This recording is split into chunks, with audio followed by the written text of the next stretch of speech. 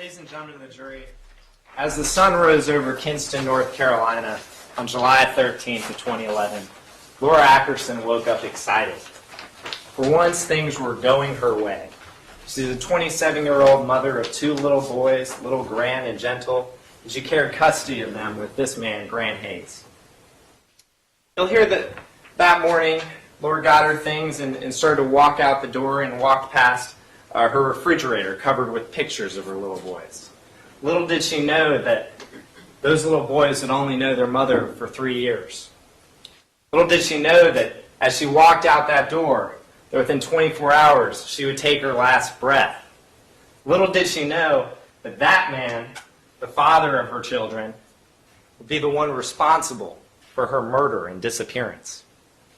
My name's Bob Zellinger, and along with Becky Holt, we'll be representing the state of North Carolina in this trial. And as you heard from Judge Stevens, this is just a forecast of what the evidence is. And so nothing that I say or nothing that the defense attorneys say at this opening is evidence. All that evidence is going to come from this witness stand. It's going to come from people involved in Laura's life and investigators. And they're going to get up here and tell you the truth about what happened. And it's not a story, it's a reality. And you'll hear that morning on July 13th, a Wednesday morning, as Laura headed out the door to her white Ford Focus, it was a 2006 Ford Focus, she had a couple business meetings on tap that day.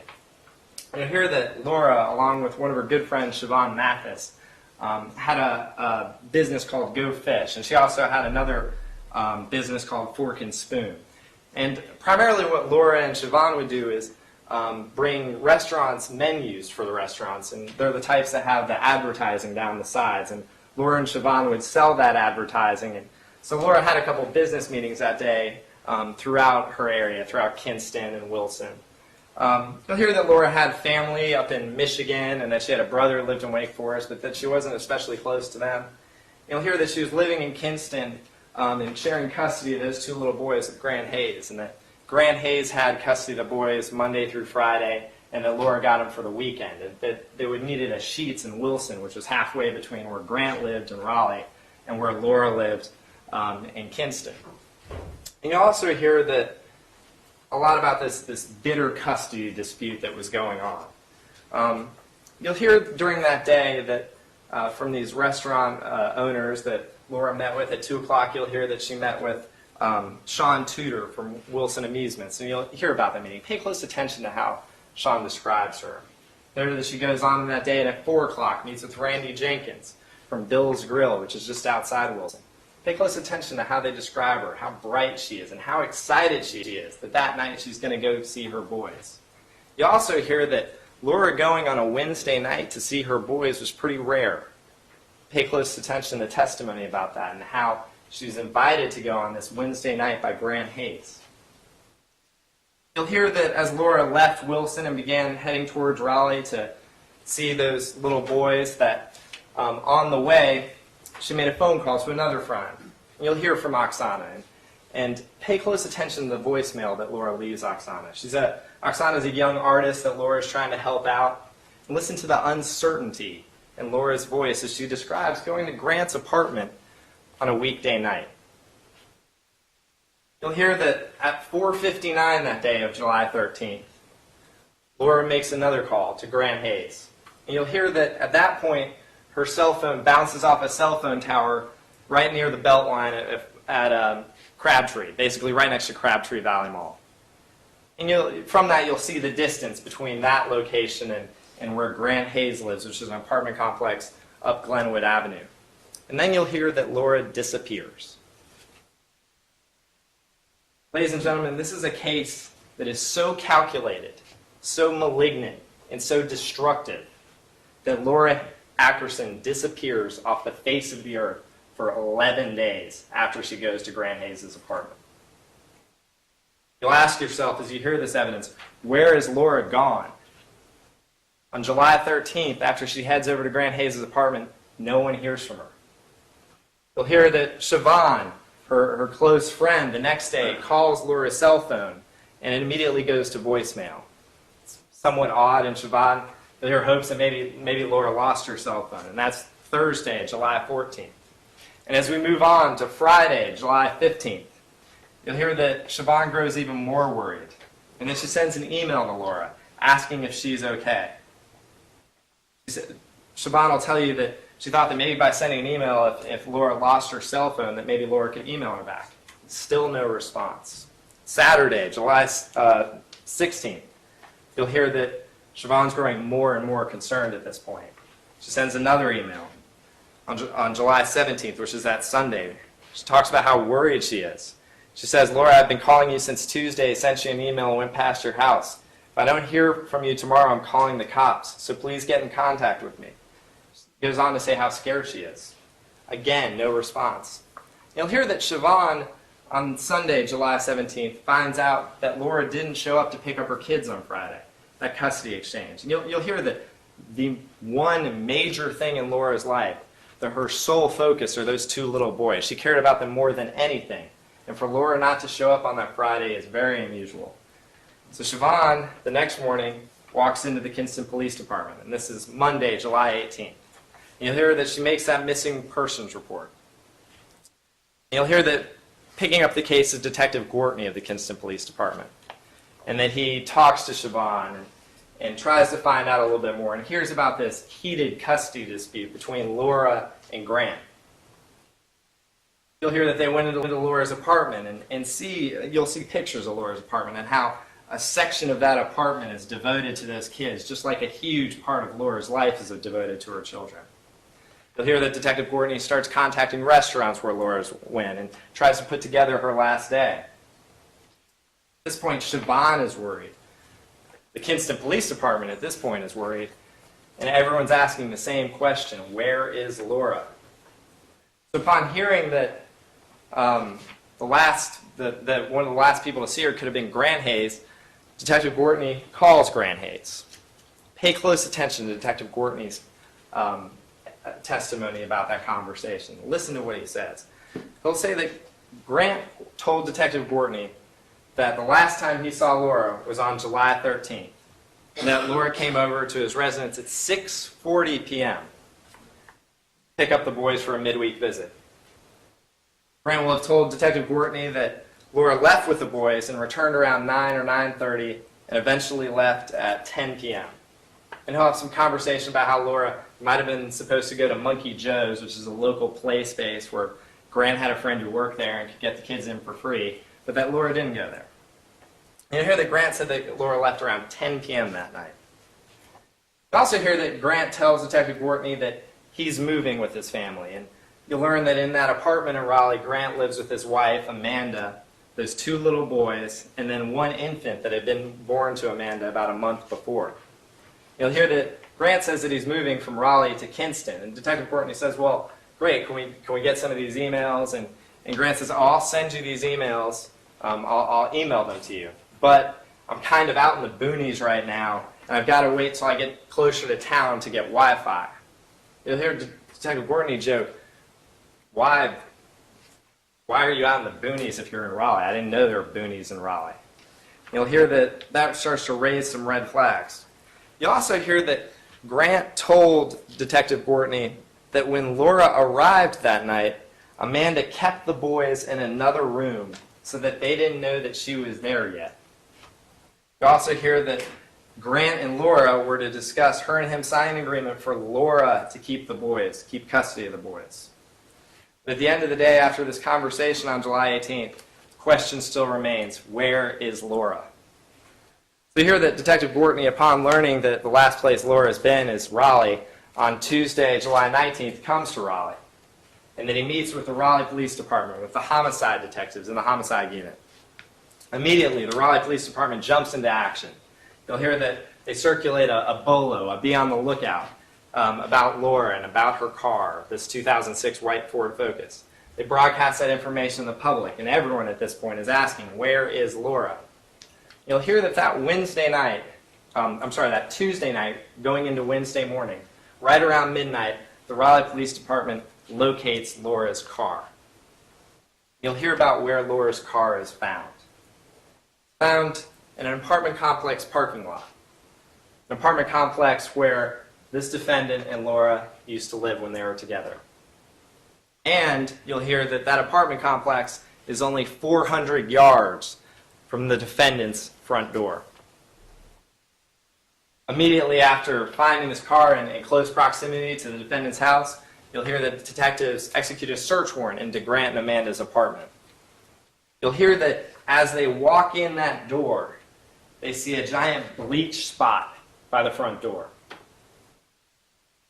They also find a note in that apartment, and pay close attention to the testimony about that note. You'll hear that that note has Grant Hayes' handwriting on it, and has Laura's handwriting on it, and it's dated Wednesday, July 13th. You also learn that it entails Laura agreeing to something that she would never, ever do, according to everyone that's going to testify from this witness stand. Also hear that detectives, as they execute that search warrant in Grant Hayes' apartment, they find a bathroom that's noticeably clean. Noticeably cleaner than any other room in that apartment, including the other bathroom.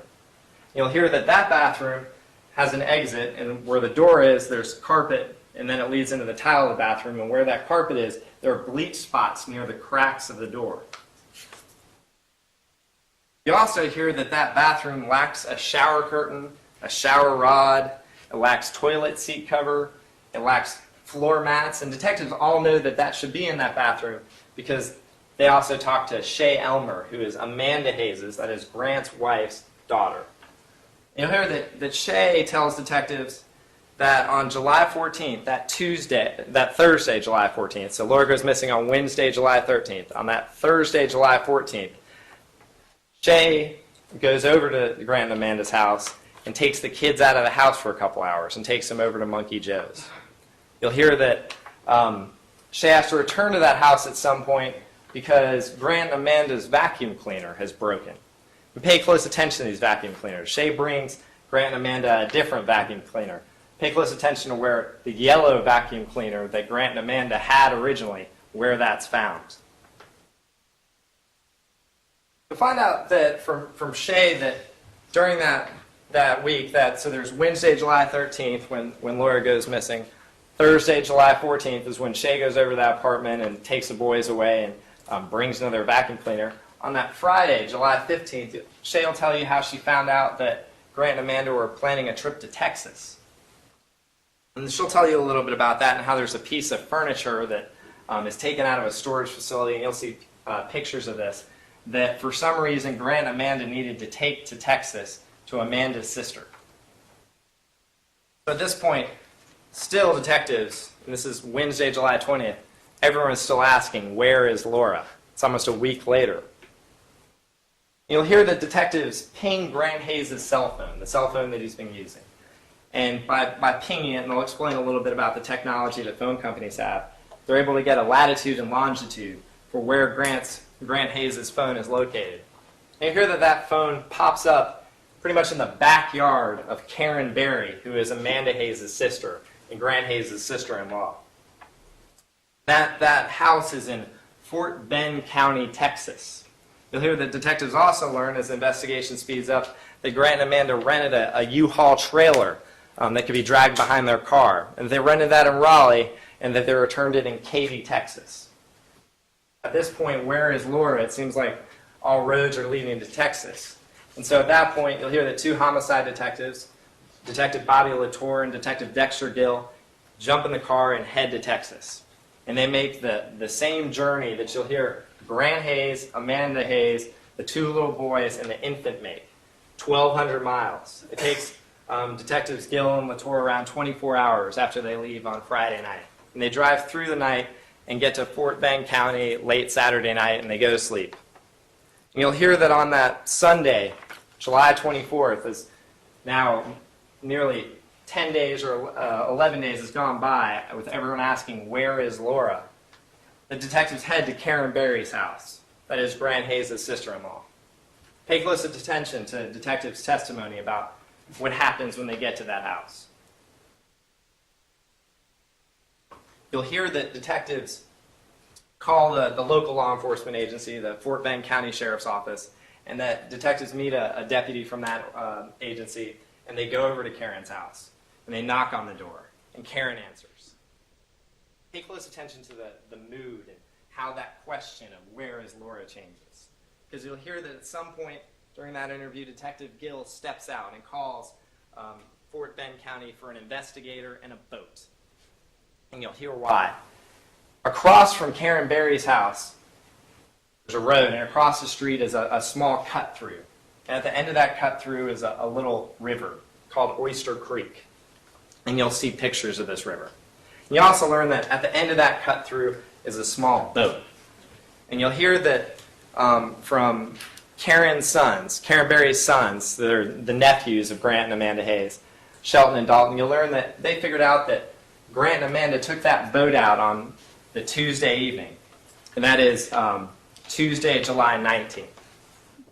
And you hear that evening when Grant and Amanda took that boat out, the next morning there were some coolers found around Karen Berry's property. And Detectives Gill and Latour find these coolers. Pay close attention to those coolers.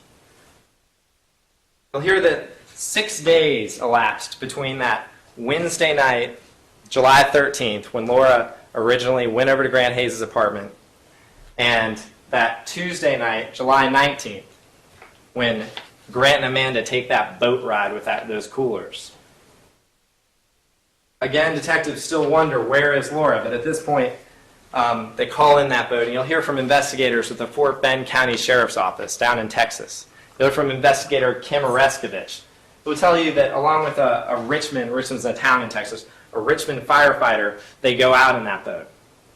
At that point, that question that's on everybody's lips, where is Laura, begins to get answered. 11 days have passed since Laura went missing. And for Siobhan Mathis, for Laura's friends, for her family, for the investigating agencies, for the communities that have been wondering where Laura went, our worst fears are realized.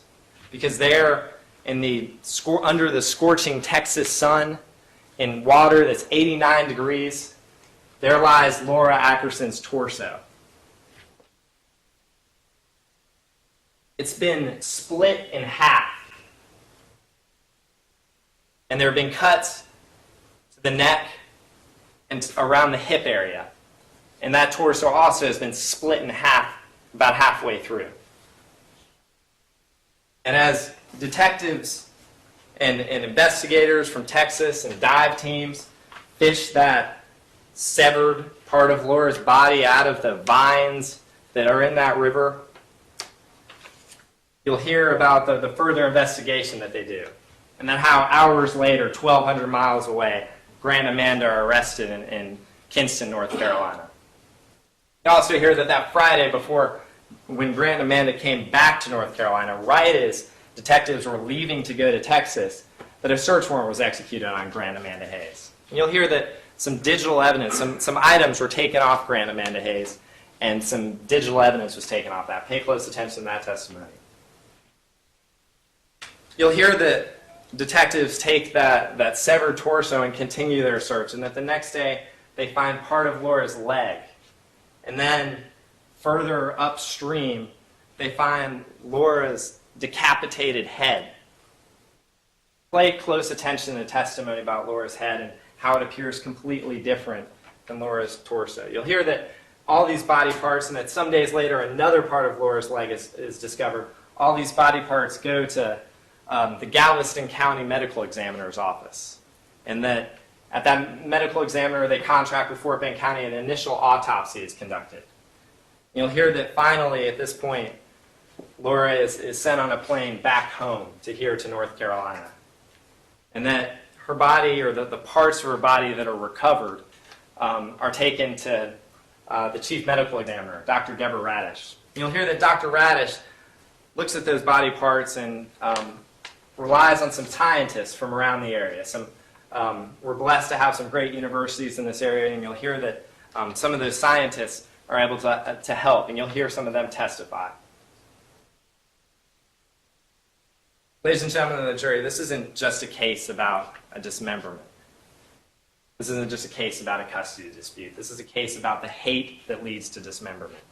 This is a case about the hate that came from that custody dispute. And you'll hear that Laura, for all intents and purposes, disappeared for 11 days. You'll ask yourself, who would want to have her disappear? You'll hear from Dr. Ginger Calloway, and she's a licensed psychologist. You'll hear that as part of this custody dispute that had been going on for the year leading up to Laura's death, that Laura and Grant, the court in Lenore County where this custody dispute was being litigated, appointed an expert to look into the custody situation of the children. You'll hear that Dr. Calloway is the court's expert. So Dr. Calloway isn't Laura Ackerson's expert, and she's not Grant Hayes' expert in this custody dispute. She's one appointed by the court. And you'll hear it's very interesting because here's the situation where Dr. Calloway spends and talks to Laura and Grant for 25 hours, that she gives some psychological testing, that she talks to the boys, that she talks to collateral sources, friends of both sides of the party. And here's a situation where you have an impartial third party talking to the victim of a murder and the alleged defendant in the murder 2 months before the murder happens. You'll hear that custody evaluation that was done by Dr. Calloway comes back in May. And you'll hear how Laura was excited about that. And that there was a final hearing to be held on this custody dispute in August 15th. It was all going to come to a head. And at that point, Laura was in good shape. You'll hear Dr. Calloway's words about Laura, this woman who disappeared. You'll hear that Dr. Calloway says about Grant and Amanda that it's obvious that they do not want Laura included in their children's lives. Dr. Calloway will go on to say, this is very concerning because, in essence, they want to obliterate her. You'll hear more about the investigation and more about those coolers. You'll hear from some financial records that detectives require. And you'll hear that back on that Wednesday, July 13th, when Laura went missing, in the following days, on Friday, July 15th, Grant goes and buys some duffel bags. And you'll hear that on July 16th, that Saturday, as Siobhan's just becoming aware of that Laura's missing and becoming more and more worried, that Grant goes in and buys 3 bags of ice and multiple coolers. You'll hear that on that Monday, as Siobhan walks in the door of the Kinston Police Department, that Grant and Amanda arrive in Texas. And on that Tuesday, as detectives from the Raleigh Police Department search for her car, and when they find her car that evening of Tuesday, July 19th, around that same time, Grant and Amanda are taking that boat trip with those coolers. And perhaps most importantly, you'll hear that so Laura goes missing on Tuesday, July 13th, on Wednesday, July 13th.